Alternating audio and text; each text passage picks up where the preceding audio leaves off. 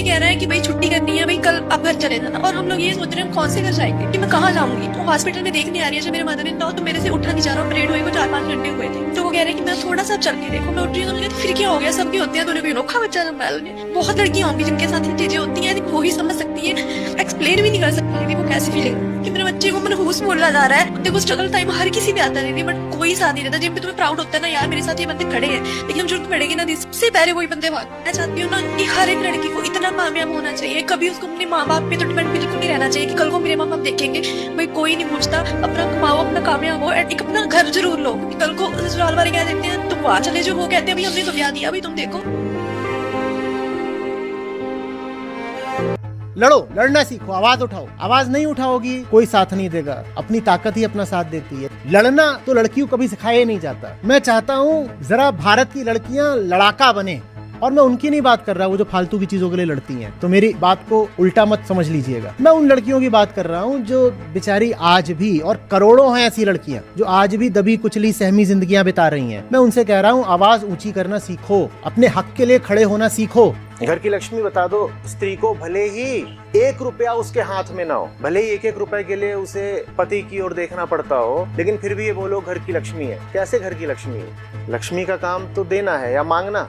आपके ऊपर एक लड़की या महिला होने के नाते ये बात थोप दी गई है कि तुम अच्छी तभी हो जब तुम ये सब करो। अगर तुम कहीं बाहर ना निकलो, कुछ ना करो, अपने आप को घर में ही खपा दो बिल्कुल, तो तुम देवी हो। देवी तो तुम हो, पर शर्तें हैं उसके साथ, कंडीशनली हो तुम देवी।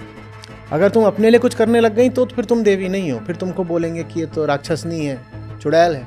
भीतर अपराध भाव उठे, ठीक भी है, क्या गलत हो गया? सही बात है, गलती करी थी, अपराध भाव आ रहा है तो तुम स्वीकार कर रहे हो गलती हुई। अगर स्वीकार कर रहे हो गलती हुई तो शायद सुधार करोगे, उसमें कोई दिक्कत नहीं। अपराध भाव में, गिल्ट में असली गलती जो हो रही है उसका देवियों को कुछ पता ही नहीं होता है। असली गलती ये है कि आप अपना जीवन व्यर्थ करे दे रही हैं। न ज्ञान है, न कला है, न कौशल है, न अनुभव है, न कर्म का पता, न धर्म का पता, न दीन का पता, न दुनिया का पता। उसकी कोई गिल्ट नहीं रहती है, तब तो बिल्कुल कुछ नहीं है। दुनिया देखी नहीं है, लड़के मजाक बनाते हैं। जिस चीज पर गिल्ट होनी चाहिए उस पर नहीं होती, और जहाँ गिल्ट की कोई जरूरत नहीं है वहाँ बड़ी गिल्ट रहती है। महिला वगैरह आप बहुत बाद में हैं, सबसे पहले आप इंसान हैं, और इंसान से पहले आप चेतना है। इंसान होने का मतलब ही होता है एक चेतना होना, एक कॉन्शियसनेस है आप। कॉन्शियसनेस के प्रति आपका जो कर्तव्य है वो आपने कभी समझा क्या?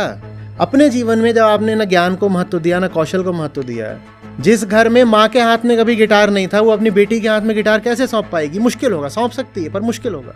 तो पहला कर्तव्य आपका किसके प्रति? आप बच्चे की भी अगर भलाई चाहती हैं तो पहला कर्तव्य आपका किसके प्रति है? बोलो, अपने प्रति है। आप अपने ही जीवन का उत्थान नहीं कर पाई तो आप दूसरों के प्रति क्या उत्थान करेंगी? गिल्ट होनी चाहिए निश्चित रूप से। पहली गिल्ट ये होनी चाहिए कि आपने अपना जीवन बर्बाद किया है।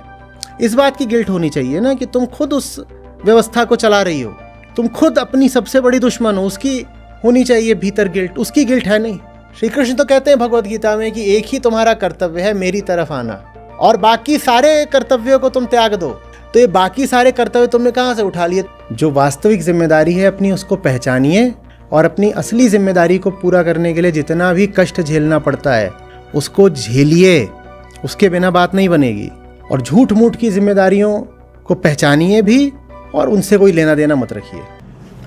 अब मैं इन समाज के ठेकेदारों से पूछता हूँ जिन्होंने बड़ा धर्म का प्रचार किया है, बढ़ चढ़ के हिस्सा ले रहे हैं, सुनने के लिए भी और बोलने के लिए भी। अब मुझे ज़रा ये बताइए कि आचार्य प्रशांत साहब कहाँ पर महिलाओं को गिराने की बात कर रहे हैं और कहाँ पर वो अधर्म की बात कर रहे हैं। जो भी लोग आचार्य प्रशांत साहब को नहीं जानते, नहीं सुना, केवल वही उनके तर्कों को काटने की बात कर रहे हैं। अरे सुन तो लो, जान तो लो, बोल क्या रहे हैं और ये बातें कहाँ से आ रही हैं, तुम ये भी नहीं जानना चाहते। वही धर्म ग्रंथ जिनको तुम पूजते हो, जिनको तुम मानते हो, पर अफसोस इस बात का है कि तुम उनको मानते ही हो, पूजते ही हो, पढ़ते नहीं।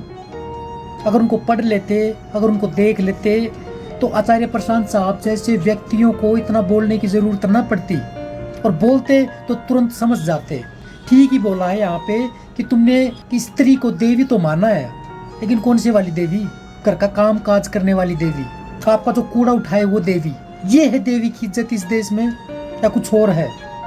अगर कुछ और होती तो जो ये हो गया ना अभी स्त्रियों के साथ, ये ना होता, पूरा का पूरा समाज दोषी है, आप दोषी है, मैं दोषी हूँ, क्योंकि हम ही लोग हैं वो जो स्त्रियों के खिलाफ खड़े हैं। स्त्रियों के खिलाफ नहीं खड़े बल्कि अपने खिलाफ खड़े हैं। हम अपनी ही जड़ों को काट रहे हैं और काटने का काम लगातार कर रहे हैं हम। और इस संदर्भ में मैं कह रहा हूँ, जड़ों को काटने का काम इस तरह से कर रहे हैं हम कि हम धर्म ग्रंथों से दूर चले जा रहे हैं। कोई भी कुछ भी बोल रहा है, बता रहा है, कोई भी कैसा भी अर्थ कर रहा है, हमें चिपका के चला जाता है और हम मान करके घर चले आते हैं कि यही धर्म है, यही है जो कुछ है। स्त्रियों को पाँव की जूती बनाना ये धर्म है। स्त्रियों को उनकी गरिमा तक पहुंचाने का काम आचार्य प्रशांत साहब कर रहे हैं और इन्हीं को फिर आप गालियां दे रहे हैं। कौन से धर्म की हानि कर दी इन्होंने? लेकिन पता नहीं क्या अजीब गुरूर है आपके अंदर की आचार्य प्रशांत ना ना ना ना ना, पता नहीं कौन सी चिढ़ मचती है इस इंसान को देख के।